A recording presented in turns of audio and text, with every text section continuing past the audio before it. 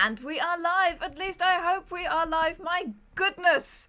There's microphones and there's more microphones. And then I've got to put the music on. And then we've got to stream to two different platforms. Apparently we are still muted. Oh no. Are we still muted? Holy moly. No, you can hear me. Can you hear me? Can you hear me? No. Sounds back. Good. Good. Very good. There's an old adage here in World Anvil.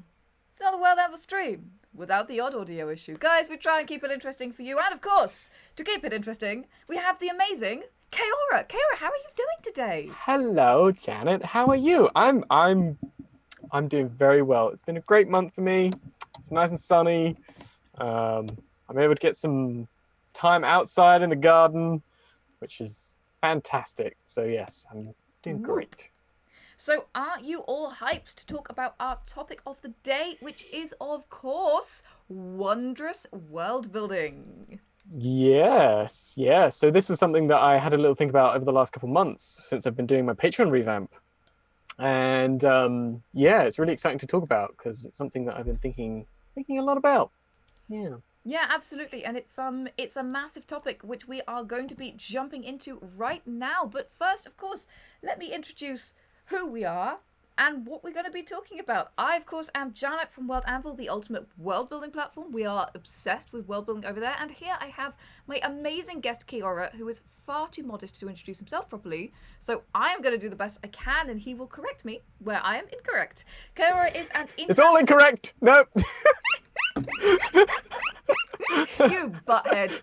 CAEORA is a butthead and also an internationally renowned illustrator and fantasy cartographer who has worked for, among others, the Critical Role franchise. He holds a degree in game design and is an active tabletop RPG game master, a pro D&D streamer, having performed 2 seasons of the official Wizards of the Coast Dungeons and Dragons show, along with a great GM and yours truly. Oh yeah, we had some fun, didn't we? Oh yeah. Guy planned some stuff and then we broke it. We were good players. Yep, that's how I like to play D&D. Just break all the DM's plans. It's how we do. So, yeah, we had some good times. If you want to learn more about CAEORA's maps, you can see one behind me and one behind CAEORA. That side, sorry. You can go to caeora.com, where you can also find illustrations and TTRPG settings, sorry. And you can also go support him on Patreon, where you can get a bunch of this stuff if you support him. Go to patreon.com/CAEORA, as it's written on the screen that you see in front of you, and you will find him. In fact, you're CAEORA on every platform, aren't you? Yep. Yeah, so yep. It's easy to if find it's CAEORA on anything, it's probably me. The only platform I'm not on is Facebook, but you know, that's fine. Yeah, that's legit. So yep. Today we are talking about how to make worlds wondrous. As you guys probably know, if you tune in regularly, we do a month on a single topic, and then we do a month on sort of guest choice topics. And this is one of the guest choice topics. I talk to CAEORA pretty much every week. And we were talking about how a lot of fantasy worlds, they feel, yes, they're supposed to be fantasy, but they miss that feeling of wonder, essentially. They miss that feeling of sort of this epicness, this wondrousness. And we thought, wouldn't it be interesting if we sat down and unpacked a little bit what that was, and even talked about how we could potentially use it in other kinds of settings as well. Because, of course, it's not just fantasy that should be wondrous. I mean, one of the things that has always attracted me to shows like Star Trek, for example, it's all about exploration. It's all about wonder. It's all about sort of the mysteries of the universe and how spectacular it is, this world that we live in. So, yeah, we're going to be unpacking that a little bit today. And, of course, folks, if you have questions, you can throw those into the chat. In capital letters, write the word question and then your question. And I have a glorious moderator here today, Secondhand Samurai, who will be gathering those up and getting those to me. Isn't he amazing? We love our Secondhand Samurai. He may be secondhand, but he's the first in our hearts. And, no, he's not secondhand. He's firsthand. First-hand Samurai. Third-hand Samurai, maybe 3-hand Samurai, because he manages everything all at the same time. Yeah. Modding different streams. Too many hands. I am sure he is blushing furiously, but we love him and he's amazing. He's going to be getting all of those questions to me, and we'll be answering those at about the 45-minute mark. So let's jump straight in. What do we mean when we talk about wondrous world building? What is wondrous world building? Oh boy. So I told you I was going to ask this question. Don't you be yeah, I surprised know now. you did. You sent me the like. We've got like, was it 3 or 4 questions? And Janet sent me to me. Did these sound good? And I was like, yeah, they're pretty big subjects. I think that for a lot of the time, I've read a lot of fantasy books. I've read or sort of seen a lot of tabletop RPG settings. You know, when you flick through them, or you're basically looking at all these different things, and there's a lot out there. And it's surprising to me how many of them feel wondrous and how many of them don't. And it's a really weird space because on the one hand, you can tell that there's a lot of effort put in. The writing might be fantastic, but maybe there's something missing. Maybe there's something that's not quite clicking, or maybe it's just not, you know, being shown in a way that really connects with you for some reason. But the fact that something doesn't feel wondrous is a really hard thing to boil down across the board for fantasy, for sci-fi, for all the rest of it. It's a really tough thing to nail down and to really, pick apart. And I tried to do that a lot recently for my Patreon, like I mentioned before, because I've been thinking about how I can make my maps, specifically sort of battle maps and assets and tokens and things, feel more fantastical, feel more wondrous. Because even though, and a lot of people make fantasy, medieval, D&D type worlds, it kind of feels like a lot of people push that too much towards just a medieval world. You have forests, you have roads, you have cities, and maybe caves and mountains and all these other sort of areas. And they're very much based on the real world in certain respects. You might have a fantastical creature pop out and go, hey, look, there's a griffin. But for the most part, the world itself feels like a copy and paste of the real world, just older, like the medieval period or the early sort of whatever period or Sure, whatever. the But technological level is lower, yeah, but so otherwise it's Earth. yeah, so and it doesn't push the boat out far enough towards a wondrous feeling. Wow, that is so different to Earth. That is like not an alien feeling, but it's a completely like, wow, that is just completely amazing sort of feeling. And one of the things I thought was really critical for me when I was trying to think about this in terms of maps was color. And I think color was the main one for me. Color is very, very important. Yeah. But if you're thinking about that from a world building perspective, you can mix that with a feeling of the feeling and the overall thing that you put into your worlds needs to be different enough, needs to change the way that you're thinking about something, needs to change the way that you normally connect with an area or a biome or a place or whatever, and twist it and change the expectation or whatever that is until it has been twisted into a more sort of interesting, and it gives it back its sort of wow factor. So for me, say if you were taking a forest, for example, yes, you could describe it as a green, lush, sort of old style medieval forest, or you could switch it up and say that it's a sort of a blue, sort of purple, twinkling lights with sounds coming from the leaves and so on and so forth. So you're slowly bringing in elements and you're twisting things so that they're not ordinary. They're not from Earth. You're creating something that is just completely off the beaten track while still trying to, give players a forest or your version of it. So yeah, I think that for me is the main gist for map making, is trying to turn the coloring and the feeling of that into something unique.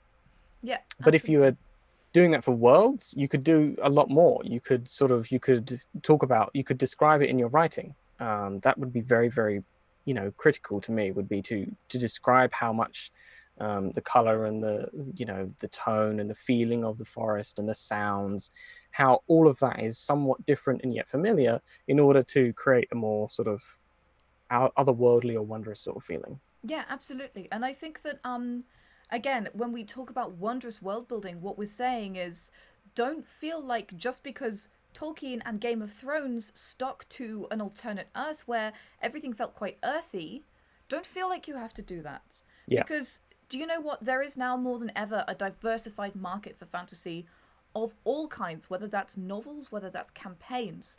So really creating these worlds that are very different, that look and feel different, that your forest might smell like strawberries rather than damp earth, or it might smell like iron because it's a forest made of iron, who knows. Yeah.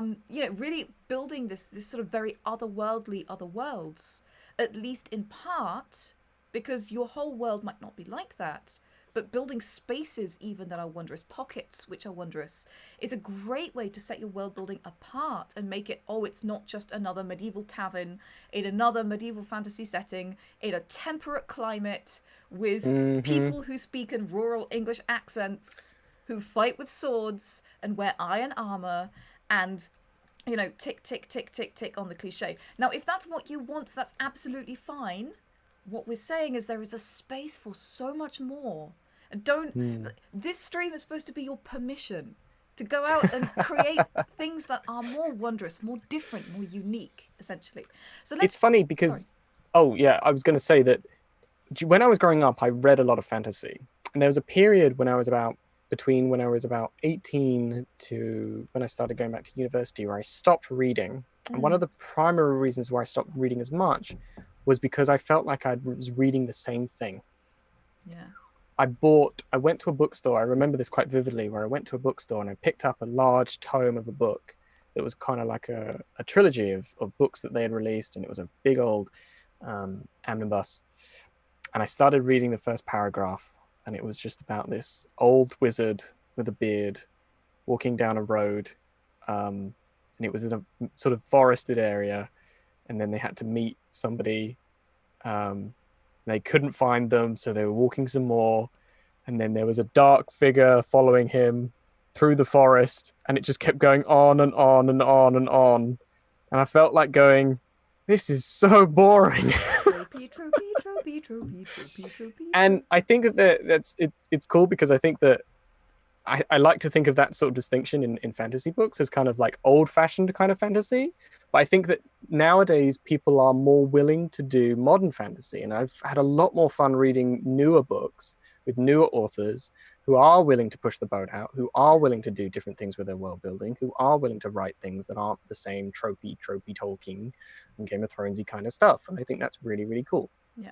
I would like to point out at this point, somebody, I don't even know if you're listening, maybe you're listening, somebody on YouTube wrote me a 5,000 word comment about why I shouldn't be rude about Tolkien. Believe me, I have a massive amount of respect for Tolkien. But after Tolkien came this massive slew of authors who basically rewrote Tolkien. Now that's fine. It's okay. That was what the style was at that point. But we're not there anymore. We can be more imaginative if we want to in 100,000 different ways. And that's really what this stream is all about. So let's talk practical things. Why should we instill a sense of wonder into our worlds? Why do you think it's important? So we've talked about what wondrous world building is. Why is it important? Yeah, I think we kind of touched upon that in a way. I don't think that anybody out there wants to make a carbon copy of a pre-existing well-known property. I think a lot of people out there, a lot of people listening, a lot of people who are on World Anvil, a lot of people who are writing, trying to create novels and books and so on and so forth, they really want to create something unique, or at least they want to stand out and create their own take on it, whether or not that's because they want people to read it or because they want to just write and have fun with it, but they want to create something unique. And creating a wondrous feeling world, for however you do that, is going to help you on that journey, because it's going to help you look at something and take it in a different direction that maybe somebody has never thought about it before. Like somebody has never sort of said to themselves, you know what, why don't I have a forest sort of made of sort of these strange spiky ironwood sort of like spires of sort of thing with leaves of copper and so on and so forth. You know, why not do that?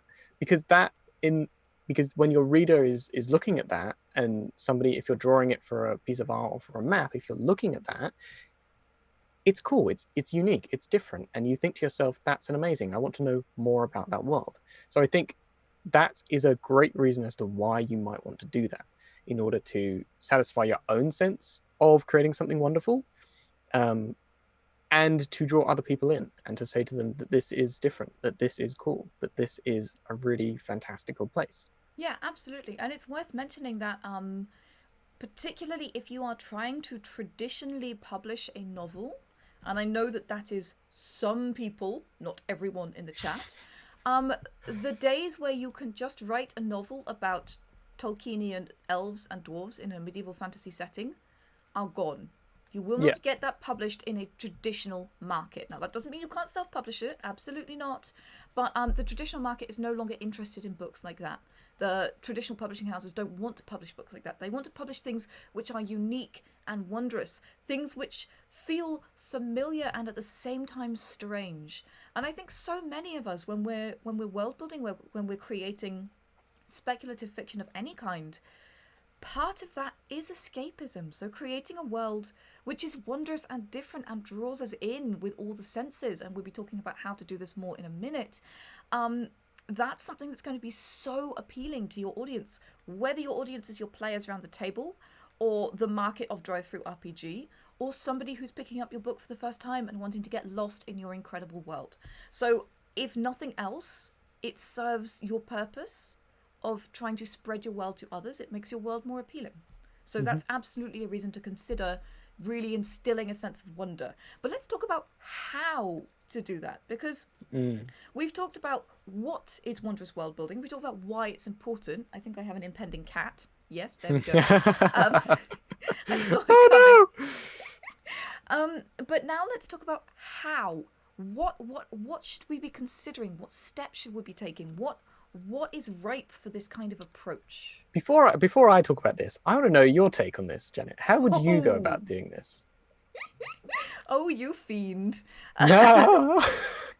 That's CAEORA going, I don't want to answer this question, so I'm going No, I have a very particular way of going about this as a map maker. Awesome. And so I want to know if you have a different approach. And so and then I'll talk about my very specific sort of way that I do it.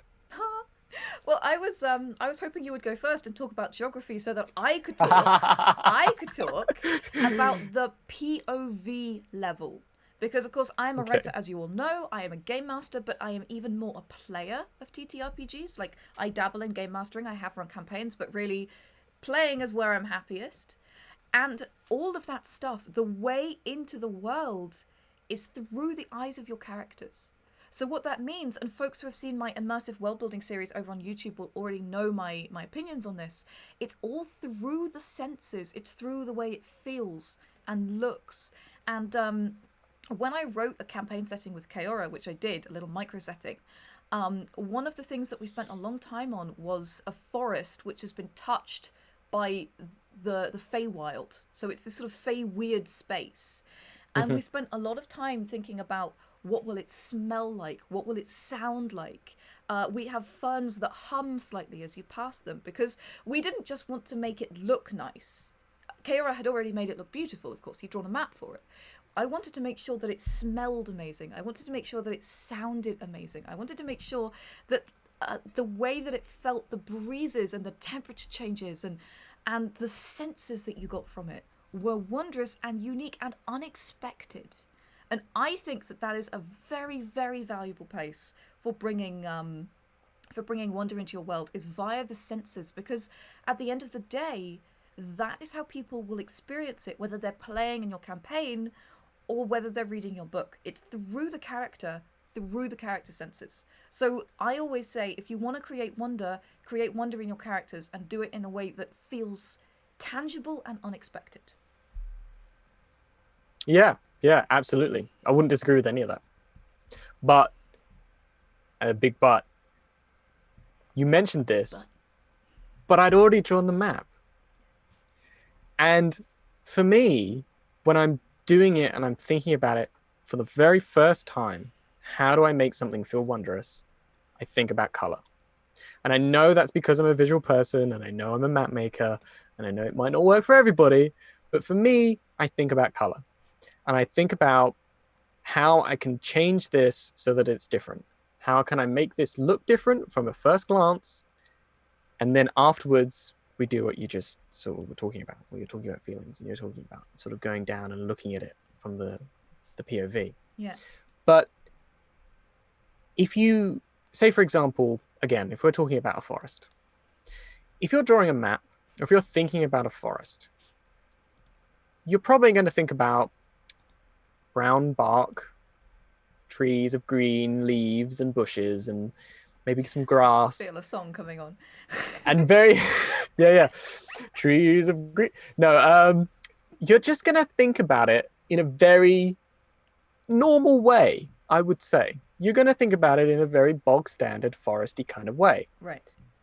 But say that you thought about it in a different way and you changed one of those colors into a different kind of into a different color. Say it's not green, it's blue, because that's what the Feywood was in the Blood Grotto. It was blue, and that immediately makes you think, well, why is it blue? I mean, what's going on here? Why are all the leaves all like this? And that we slowly were talking about that when we were making the setting. Or what if it was red?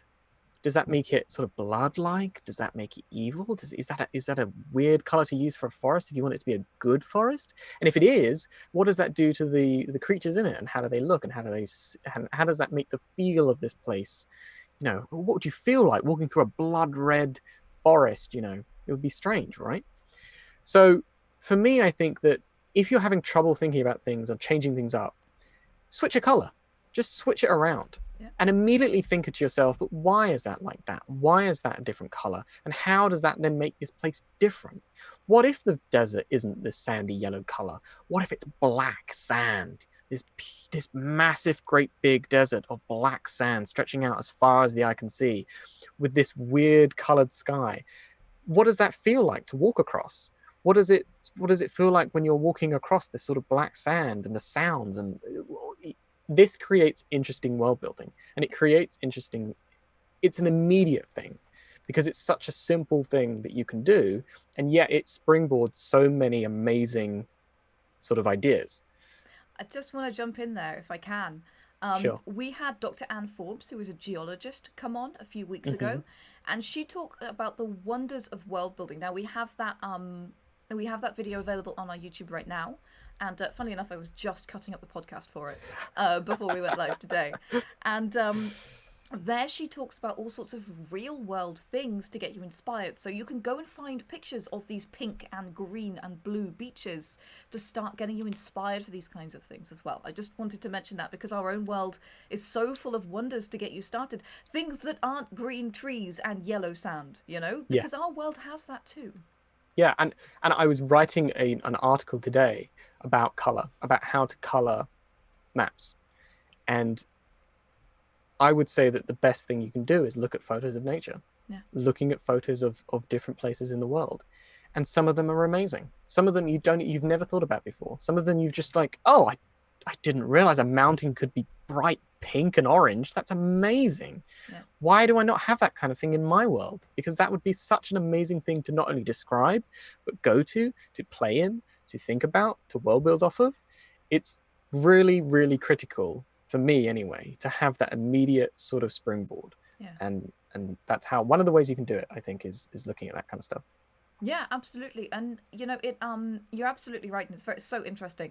I am not a visual person. I always say this. I warn everyone, I don't have that thing. So for me, I go in through every single other sense. I used to be an opera singer. Sound is very important to me when I write. What does the forest sound like? What do the birds sound like? What do the insects sound like? If anybody's been to the Mediterranean, and I'm sure there's places like this in the States with the same climate, the whole day there is that frenetic buzz of cicadas. And when the sun goes down and the cicadas stop, there's this sense of like, this weird sense of relief that the day is gone. And I don't know another place that is like that. But that creates this wonderful tone, this wonderful dynamic. And things like that, aspects like that, sounds that are associated with the night or the day, and unique sounds in your world that are associated with the night and the day. Or associated with the seasons, or associated with certain hours of the day. These are things that really create a strong sense of place that is unique to your world. I think that's really cool to think about as a say if we were writing a checklist or we were writing some kind of like thing to break this entire sort of hour long Method. talk. Yeah, we were trying to break it down into a single thing. I think it would be that if you are a visual person, or if you are if one of the senses speaks to you, so for you it's sound, for me it's color or visual or whatever, for somebody else it might be smell or taste or whatever. If that is the thing that speaks to you, use that as your springboard of inspiration. So use that to then change it up, or twist it in some way and go from there to start your wondrous world building. Yeah. Do you know what I mean? I think that would be a really good thing to take away from this little talk. Yeah, absolutely. And when we talk about instilling a sense of world building, we've talked about the world, that is to say, the mountains and the rivers and the trees and stuff. But remember that there are people in your world creating things as well, and they will also not necessarily be Earth-like. What do landmarks in your world look like? What do clothes in your world look like? What is food like in your world? What are people's palettes like, and how does that change to different regions? Do people wear fantastical headdresses? Do they wear nothing? These are also things, and you can bring. I mean, when I think again, I've just started watching Picard, so I'm now back with Star Trek. Sorry. Okay.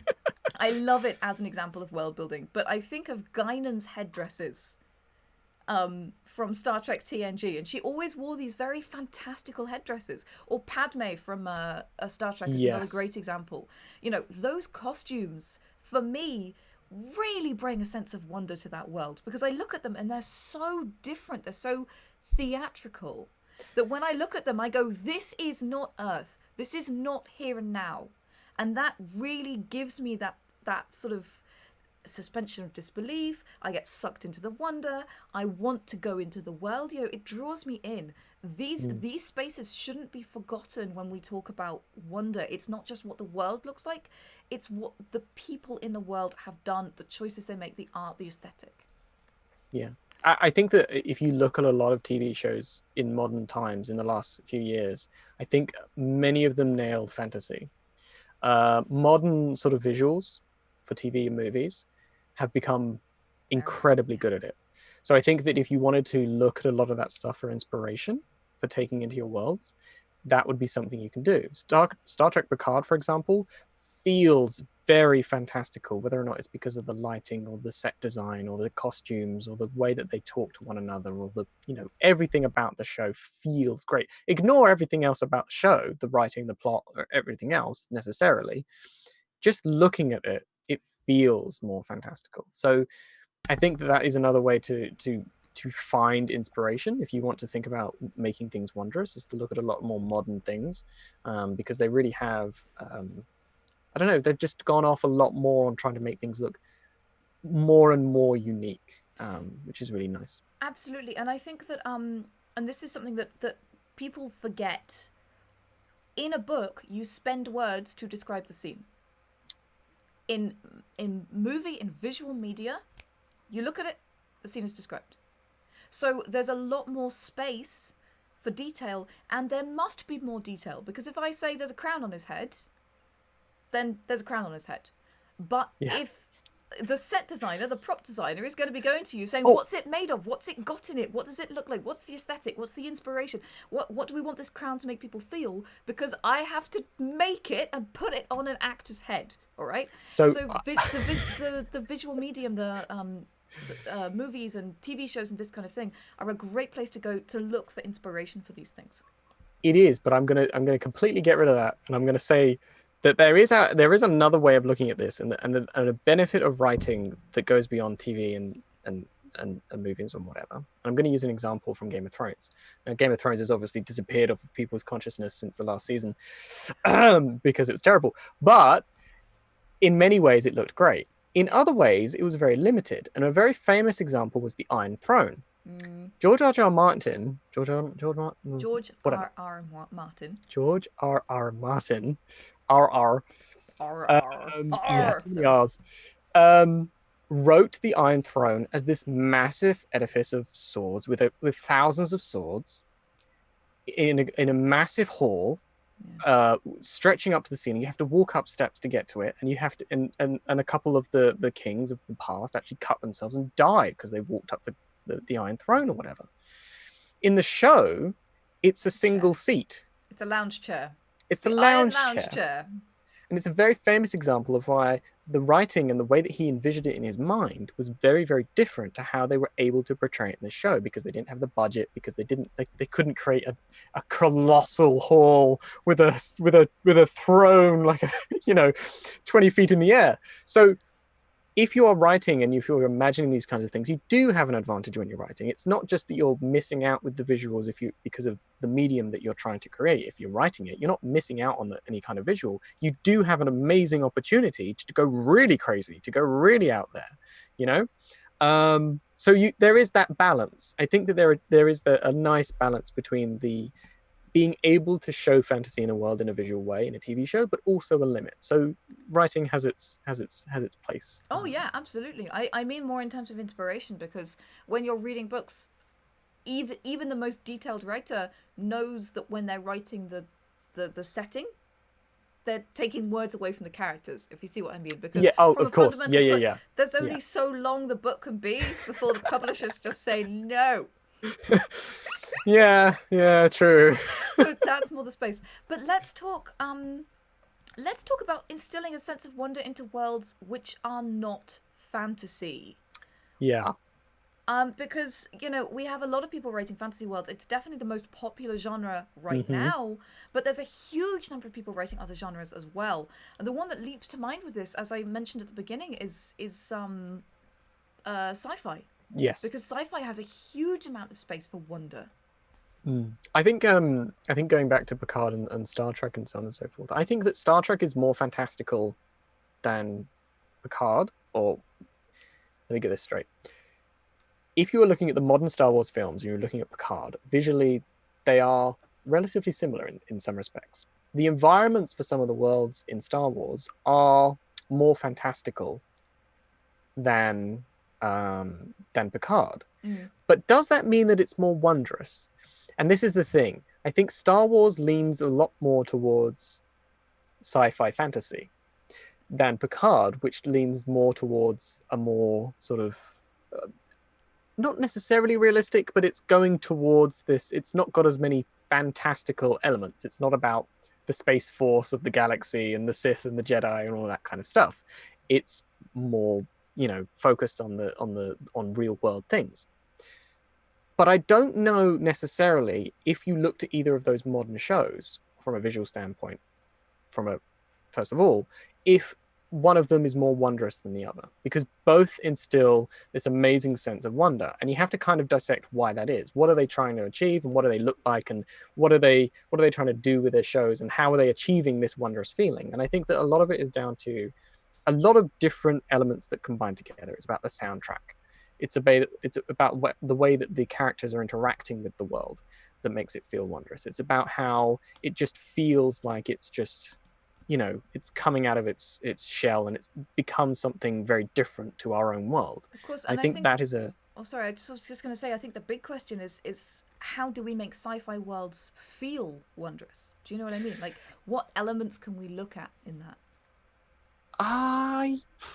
And as you said, I think soundtrack is a great place to start. We've already touched on things like costuming and that kind of stuff. And I think the differences between the different, if you have alien races, the differences between alien races. If you only have humans, the difference between different cultures.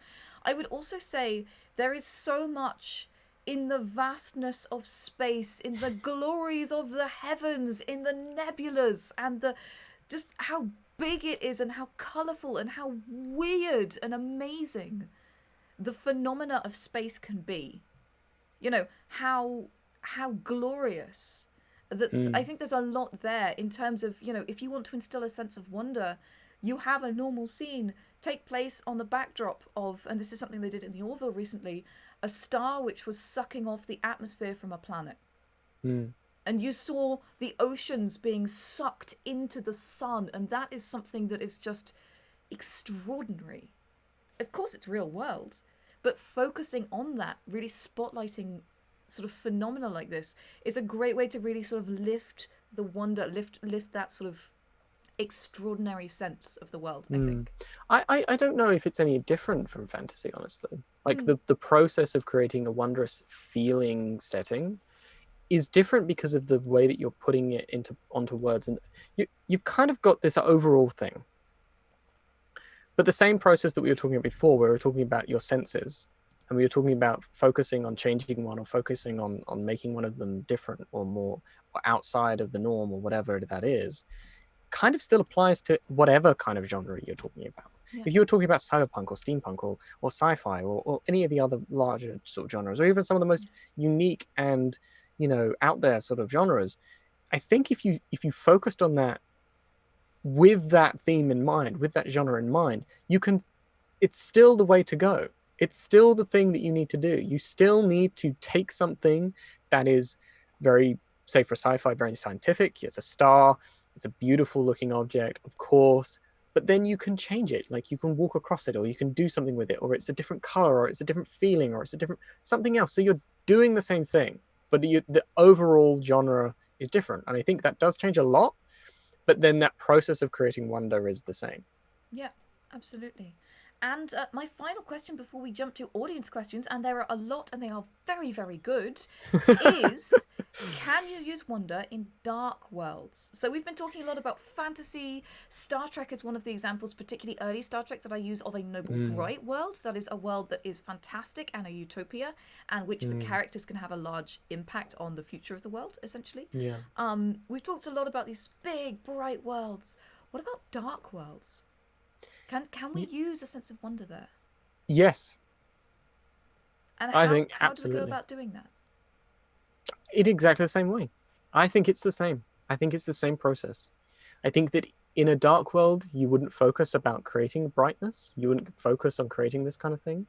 You would focus on taking something from a I don't know, like a Curse of Strahd game where everything seems to be dark and grey and full of mist and so on and so forth. And you would look at that and you would say, well, what are they trying to achieve with that feeling? What are they trying to do? How can I change that to keep that feeling of darkness, to keep that feeling of gloom or whatever, but make it my own, make it more interesting? What does that mean? Well, I need to make it feel oppressive, so change the mist to something else.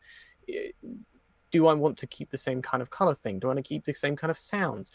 Does it taste strange? Do you taste the ash of bitter sort of disappointment, or do you smell the sulfurous gas of something else or going on? I think it's the same process, but you're changing the genre, which changes the way that your mind is going to be working through this kind of stuff. You're going to be focusing on something and going, okay, so this isn't a fantasy world. This is a dark, gloomy world, but I still want to make it my own. And I still want to try and create this sense of wonder. So how am I going to go about doing that? And I think that the same things that we've been talking about before work for any kind of genre. Yeah, absolutely. I remember when I played Skyrim, and there's a point in the Skyrim plotline. I think we are beyond the international spoiler line on Skyrim. It's a very old game now. There's a part in Skyrim in the vampire questline where you go into this sort of alternate universe, right? Where this pocket dimension, I think it is, where there are these soul-eating crystals that fly around in the sky, and it's a horrible place, right? You just stuff is swarming around and wants to kill you. There's lost souls. It's kind of like this limbo space. There's undead dragons that burst through ice and try and eat you. Yeah. But it's wondrous. It's horrible, but it's so unusual and it's so weird. And I just spent my entire time in there, from a character perspective, wandering around with my mouth open and then coughing up dust because I breathed it all in. Do you see what I mean? That's what it looked like. But there were purple crystals from this hanging around in the sky. It was extraordinary and wonderful, even though it was very dark and unpleasant. Yeah, it's very strange because there are many examples of games and movies and whatever and books where the process of creating wonder has still kept a more realistic approach, like a more realistic sort of look. So Skyrim, for me, at least the majority of Skyrim, doesn't feel that wondrous. Yeah. There are areas which are very much so, like you just described. But if you were playing through Skyrim and you were walking around the normal areas of Skyrim, it wouldn't be particularly wondrous because it resembles the real world too much. Yes, the mountains are massive sometimes and you can explore and there are beautiful sort of environments, but that's what Skyrim was trying to do.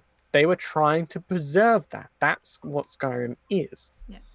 You don't need to get rid of that if that's what you're going for, if that's what you're writing. I'm not suggesting that if you're writing a more realistic world that you can suddenly add in all these magically blue forests and red colored trees. I'm not suggesting that that's necessarily the direction that you go in, but you should still look at your world and are you okay?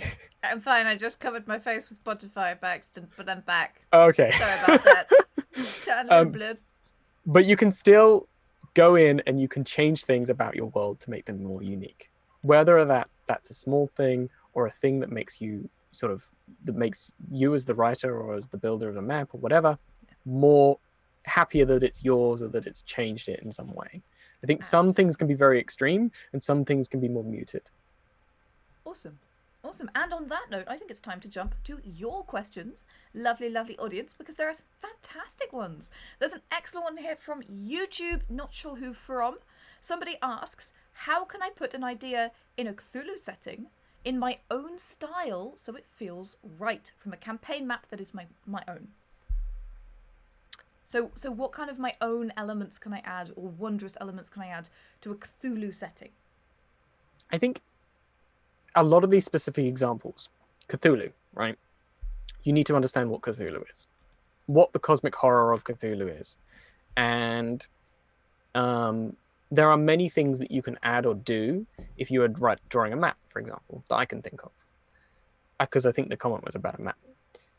Darkest Dungeon, the game, does the color of Lovecraft very well. The majority of the world is black. The line art is this huge chunky black line art. Then you have very muted colors like browns and grays and things like that. And then occasionally you have these incredibly vivid, just in your face vibrancy of color. The color of madness was another thing that Lovecraft talked about in his work, where it was this well with the weird colors. And I think that thinking about that kind of stuff, thinking about the world and thinking about how Lovecraft himself and other authors who have worked in the Lovecraftian mythos have changed things and gone with elements and gone wacky with them is completely possible within Lovecraft. You're actually, I think with Lovecraft, you're a lot more free to do really extreme, wacky changes to your world and environments, at least in small spaces. That's going to make it feel very you and unique because you came up with that idea. You decided that there's a hole in the earth where there's sort of pink sludge coming out and people are falling in and turning into little jelly beans.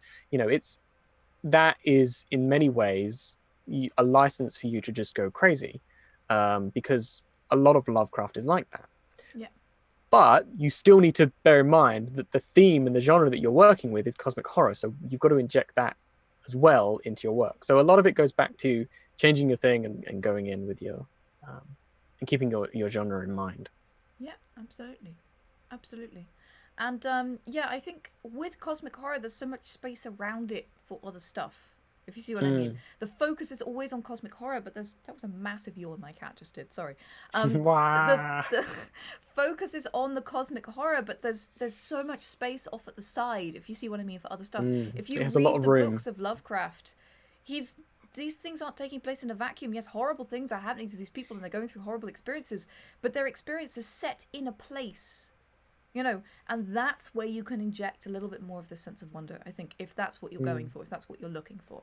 Great question here from Luna Stein, who asks, how would you go about introducing a completely different world without overwhelming the reader? A completely different world? Yeah, so we're talking about not an Earth-like world, but a completely different world, a wondrous world with lots of unique aspects. It's very hard. I think it's quite difficult. Familiarity with aspects of geography or places or things is something that a reader can, or somebody viewing it can latch onto. Not to suggest it's impossible, it's just harder, I think. I think if you were doing that kind of thing and you were creating a completely different world, one of the things you would need to bear in mind is how you can go off and create all this amazing things, or these really weird and wacky and completely different to Earth locations, but then bringing it back in a way that somebody can connect with either a character. Maybe the world is different, but the characters themselves are very relatable, so that you're not going overboard with the characters, or that you're not trying to, put too much onto the reader at the beginning of the book. So you're introducing one character that you follow for a while, and you get introduced slowly to the different aspects of the world, and the build-up needs to be bigger, and you need to slowly sort of introduce all these different weird and wacky elements, and then your worlds it becomes bigger through that, and it means that you keep your reader early, because they're slowly becoming adjusted to the new reality, as you might say. So I think that, yeah, a slower introduction to the weirdness is a good shout. Yeah, I would also add that a technique that is used a lot is the portal technique. So you get Harry Potter going into the world of Diagon Alley, and it's overwhelming, but it's overwhelming for him as well. Or there was a very good series that I can no longer remember the name of, with that was again a sort of crossing over type fantasy, portal fantasy, where somebody started in the real world and ended up crossing over into the world of the fairies. Mm-hmm. Now, the world of the fairies was going through some kind of industrial revolution, so they had technologies that were weird, and the sky was the wrong color, and all the humans weren't humans, they were fairies, so they all looked weird. Everything was different. Mm-hmm. But it was also different for the person who was looking at it. Yeah. So that is one way to approach it, where the reader's overwhelm is mimicked by the character's overwhelm. And because necessarily we absorb bits of information slowly, we walk hand in hand with the character as they explore the world. The other way to do this is to have pockets of wonder. So instead of using a portal, you use pockets that are very extraordinary. Like, as I said before, there's this realm in Skyrim where everything is super weird, but you don't start out there. You start out in like, oh, it's a medieval fantasy world. Yay. So, do you see what I mean? My first novel is set in a medieval fantasy world. I love medieval fantasy. Yeah, but I know. It's not the only space to write in, and that's really what we're talking about today. Yeah. So that's another way to do it. The third way to do it is, as CAEORA said, stick to a single POV, because the more you swap around with POVs, the more people are going to be confused. You want to limit confusion. Mm-hmm. Stick to salient details. Have a small interaction where people discover the world through action, not through exposition. So deliver your exposition through character interaction, and everyone will love you. Because what they really care about is the character. They want to love the world, but loving the world is hard. They need to read a book to love the world. Mm-hmm. They can love the character straight away. So introduce the world through interactions of the main character with that world, and you will see people get on board, be excited about the exposition because of the way you're delivering it. So always with exposition, always with that kind of stuff. Character, plot, and you will have them, and then they will want to know more because they'll already love it. Yeah, and that's a good. That reminds me of a lot of the ways that you play tabletop RPGs. A lot of the ways that you get invested in worlds is usually you don't start out with the big stuff. Yeah. Usually you start out in a dungeon, or it's one of the ways that you can do it. You start out as prisoners in a prison, and you slowly get introduced to these different elements. You slowly become aware of the bigger plot. You slowly become aware of these different things. So if you're writing and you're trying to create a completely different world, that's one of the avenues you can go with. You can start in a very tight, small, location where it's not all weird and wacky, or at least not, completely overwhelming, and go outwards from there. Masks Po Keeper. You guys keep me on my toes with these usernames. Asks, I'm dyslexic. Did you know that? This is surely some doing some fine, Janet. You're doing fine. Make me read things that aren't words. Looking at chat names, going, "Oh God, oh God." What is this? Oh no! It's an unholy combination of vowels. Yeah. CAEORA.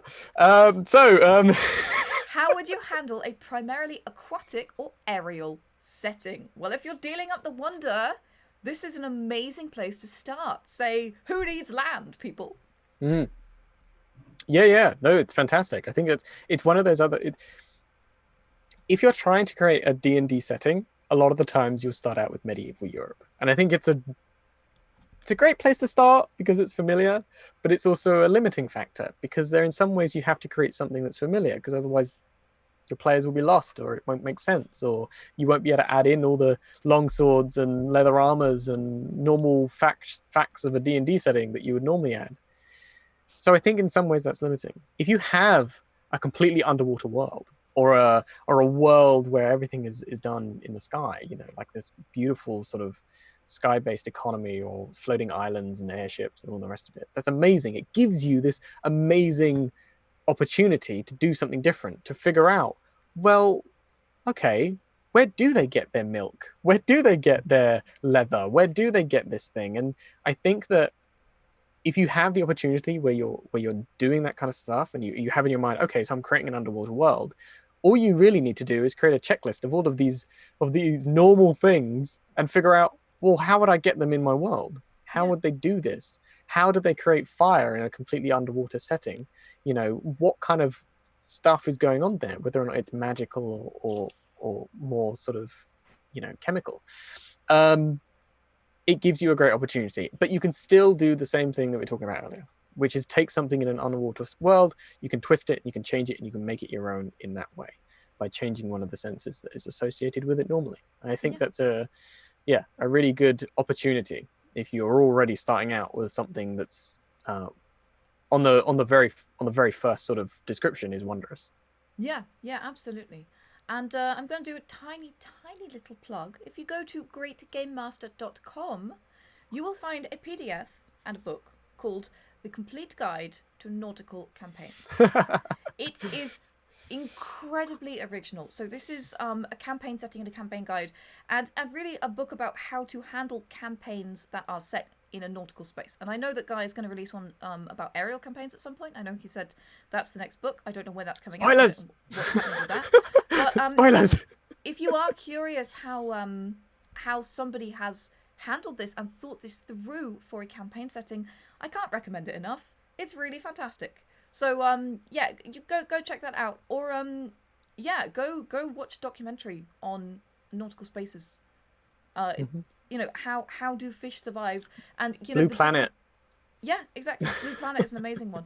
The great thing about something like a nautical campaign is that if you are in an aquatic space, there's so much variation in that environment, even more than there is on Earth. There are different biomes, there are different spaces, there are sort of microclimates and microbiomes, and there is life in every single one of them. So if you want to create something that's wondrous and varied, setting it under the sea is a great thing to do. I think we have time for just one more question. This one is from Michaela Iterugui.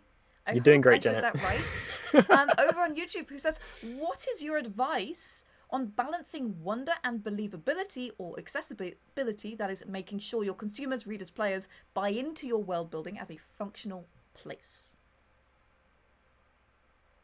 I think it's one of those things it's very clear if you show your product off to a lot of other people before you release it to like the general public. So by that I mean, if you have all these weird and wonderful ideas and you start writing a book and you think that it's all going really, really well and you're describing all of these wonderful things and you suddenly come to this decision, well, okay, well, let's see if somebody else thinks I've got the same sort of, grasp of this as I do. Is it confusing? Is it weird? Is it too much? Getting feedback from somebody else about that kind of thing, and that would really help you balance it in your mind. Because sometimes it can be hard to balance wondrous and believability because you want to inject enough wonder into your world to make it different. But at the same time, if you go too far, then you're going to confuse the reader. Whether or not that's because you've introduced too much wonder too quickly. Janet was talking about having pockets of wonder, because pockets means that you'll have this sense of believability for a wider world, but then you push this wonder in and you go, wow, this place is amazing, or this area, or this person, or this whatever it is incredibly wondrous. This is why this world is so cool and unique. So yeah, I think that having feedback from other people on your own work is a great way to do it, because sometimes it is quite hard to work out that kind of balance, because it is a balancing act, especially for books. Yeah, absolutely. I am reminded of a stream that I did with Eran Eviram, who is an author and TTRPG content creator. He wrote Crystal Heart. He wrote all the Crystal Heart webcomics, all of that stuff. He's an amazing writer, and his piece of advice for this is you get one cool thing. In technical terms, it's called a buy. So you ask for one buy-in from your audience, and that's where the cool stuff should come from. You can do anything with that buy-in. You can spin it everywhere. So in Star Wars, it's the Force. There's one buy-in. The buy-in is the Force. The Force is responsible for all sorts of crazy stuff. But that is the Force. It's all the Force. It's one buy-in, and that's what makes the world feel like, okay, fine, it's the Force. This has been established. This has been foreshadowed. We know the Force exists. And so this is an iteration of the Force. This is what it does. In his world, the buy-in is that everybody has a stone heart, except for some people who have their stone hearts replaced with crystal hearts. These crystal hearts are artifacts, and they give them powers. So everything comes from that. When crystal hearts are in the wild, because they're these sort of wild magic things, they create monsters. And that comes from the crystal hearts. When people use the crystal hearts or swap the crystal hearts, they get different powers. And that comes from the crystal hearts. All the plot points come from the crystal hearts. It's one buy that makes a very fantastical world with literally superheroes who change their powers every single week. It makes it feel believable, and it makes it feel real because he's used one buy. So that is what I would say. And it's easier to do than you think, because when your one buy is magic, you can you got a lot of freedom. Do you know what I mean? In the Avatar series, not Blue People, but Last Airbender, there's one buy that elemental benders exist. That is the buy-in. Well, I'd say that the Avatar Blue People is the fact that everybody's blue people. That's the buy. It's a different world with blue people. Yes, Avatar has the great buy as well, but both avatars have a single buy. Yeah, exactly. And using that single buy and extrapolating from it is going to make everything feel believable. I would also say foreshadow, foreshadow, foreshadow, foreshadow. Before you even think you need it, foreshadow everything. Even if it's a comment or a line in a song or a joke or a tapestry or a piece of art or a piece of slang, an idiom. There's so many ways to foreshadow. But the more that you can establish this is the buy, the more people are going to, halfway through Act 2, when the buy saves somebody's life, and they're going to say, okay, that's the buy. That's the buy-in. I know what that is. So we could talk for another hour about that subject, right? Oh my god, yes. So you guys probably know this if you've seen the stream before. Whenever I go live with CAEORA, we could talk forever because he's amazing. But we only have 1 hour, so we are going to wrap this up today. Any final thoughts on this today? No, I think that generally speaking, I would love to, if you have any other questions or you didn't get your question answered, you can come and hang out on my Discord. I'd be really eager to talk to you about, or I'd love to specifically answer a question about a specific world. So if you said to me, oh, I'm working on this specific world, and I'd love to know, how would you make this wondrous? I'd love to say, well, I think that maybe if you did this, or I think you've done a great job with this. I would love to do that, because I think that we're talking a lot in generalities. Of course. This chat has not done a lot of specifics, even though we talked about very like Star Wars and Picard and stuff. But there are a lot of worlds out there that people are working on that you do need to look at, and you need to go, okay, well, let's have a look and let's think about this, and then go, oh, that we could change that, you could do that, you can twist that. So yeah, I would love to be able to do that if you've got any other questions, or you wanna my sort of take on that kind of stuff. Yeah, absolutely. And folks, if you are world building, you can head over to worldanvil.com right now and go world build, because that's awesome. And, just go world build. Just go build a wondrous world. That's what we do. It's free to get started. Create an account and go build something amazing. absolutely. I think that's the calmest you've ever said go well build, I'm Janet. not done yet. I'm not done yet. Oh, wait. We need an outro. I, of course, have some folks to thank. How could I not thank Secondhand Samurai? He is just a legend. He's been organising everything for me on the back end, and Demetrius has been helping me out as well. Thank you to both of you. I would like to... I've shot something. There we go. I would like to thank... for the subscriptions, Warp Enigma, who I think has been throwing things, and Lazarus, thank you so much, guys. For the bits, Baron, Hefe, Laura Bones, Basic Dragon, Hele FR, and Laura Bones. And for the follows, DM the Mark Knight, JD7, Old School RPG, Planky Plank, Joe Goku. Folks on YouTube, if you like this, if you enjoyed it, if you learned something, or if it made you think, please like the video and subscribe for more of this kind of stuff, plus World Anvil tutorials, world-building content, all that jazz. We are going on a raid over on Twitch, but if you want to join us, you can join us on YouTube as well, because we are raiding the great GM, yes, that great GM, Guy Sklanders, who I've just been talking about, and he's going to be answering game mastering questions. He is also he's an award-winning game master. He is a screenwriter. He is a screenwriting lecturer. If you have questions about anything, he can pretty much answer them. Like, he knows everything. So I hope you join us on a raid there. Our raid shout is Light Up the Forge. So when you arrive there, please shout that out to let him know that we sent you. And in the meantime, grab your hammer and go world build.